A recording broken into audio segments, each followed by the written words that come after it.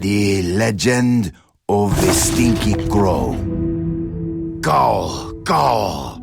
For nearly 14 years, his mind had been soaring miles above.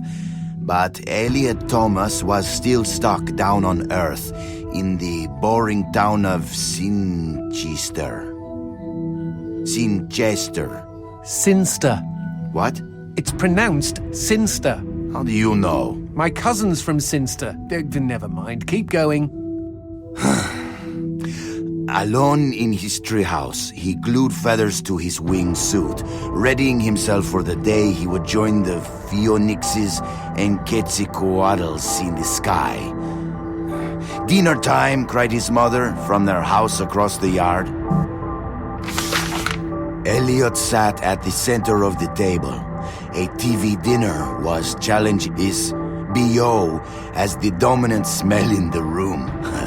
On his left, his mother yammered about her day at the ER. On his right, his father was absorbed in his smartphone. As for Elliot, his eyes were fixed on the ceiling fan, the most fascinating personality within a 10-foot radius.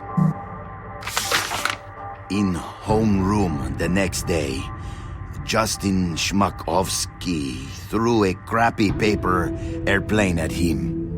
Within seconds, Elliot had built a superior vessel.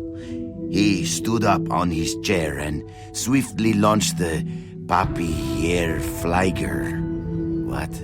At his unsuspecting enemy. Go, Papierflieger, go! Zoom, splort. The marvel of paper aviation lodged itself in Justin's tender eyeball. "Mr. Thomas," bellowed their teacher, "go to the principal's office." Later that day, Elliot was cooing quietly to himself as he bought a candy bar in the lobby. Casey Witchtits was smoking nearby and sneered at him. "You'll never fly, Stinky Crow," she laughed. "Why don't you go jack off to some bird porn? I bet you do more fapping than flapping." Hey, that's pretty good. "Fuck you!" screeched Elliot as he ran for the door. It was dark out by the time Elliot meandered home. On the sidewalk, he passed a gaunt man who stared at him intently, desperately even. Uh-oh, stranger danger. The man opened his mouth and said, "Uviwa, uviza." What the fuck? Elliot had planned to eat his candy bar tonight while he finished his masterpiece, but he instead held it out to the man. "I know what you mean," he replied. The schoolyard was packed the next morning as Elliot's classmates waited for first bell. "Go, go!" As one, the students turned toward the gate and saw Elliot dressed head to toe in his wingsuit.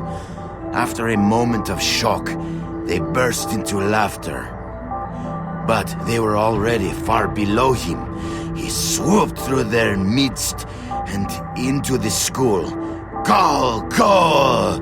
He bounded through the halls, zigzagged up the stairwell. "Caw!" The school let out a collective gasp when they saw a Stinky Crow on the roof. With a triumphant snap, he spread his wings, and a moment later, he had leapt. The next 2 seconds were the most beautiful of Elliot's entire life. He could feel their eyes upon him. He was flying, and their awe was keeping him aloft. 10 minutes later, as guidance counselors wiped bits of Elliot off sobbing students, and the police struggled to piece together the story you are reading now, Elliot's teacher looked down at the wreckage of the boy on the pavement, and never forgot what he saw. One bloody hand had formed a peace sign. The other was giving him the finger. It's like an Alanis Morissette song. The end. Okay, lovely. I don't think I'll sleep for weeks. Quidad, cojones.